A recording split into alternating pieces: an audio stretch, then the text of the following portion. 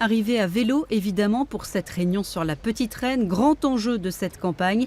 La preuve, la salle de l'Espace Pitot était bondée hier soir. Plus de 300 personnes venues entendre les propositions des candidats pour les cyclistes.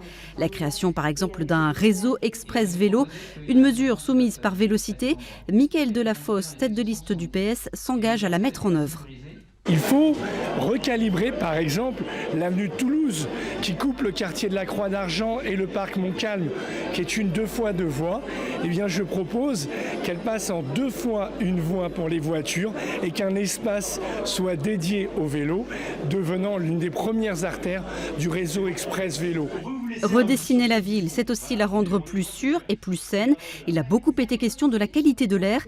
Montpellier fait figure de mauvais élève en la matière. Un constat partagé par tous, dont la liste de Rémi Gaillard, qui a des propositions parfois originales. On veut sponsoriser 200 000 vélos pour la ville de Montpellier, pour que tout le monde ait accès à un vélo gratuitement et qui permette de désengorger la ville et d'initier une vraie politique de mobilité. Jean-Louis Roumégas, l'écologiste, mise également sur une mesure d'incitation économique avec un objectif, passer de 4% de déplacements à vélo aujourd'hui à 20% dans 6 ans.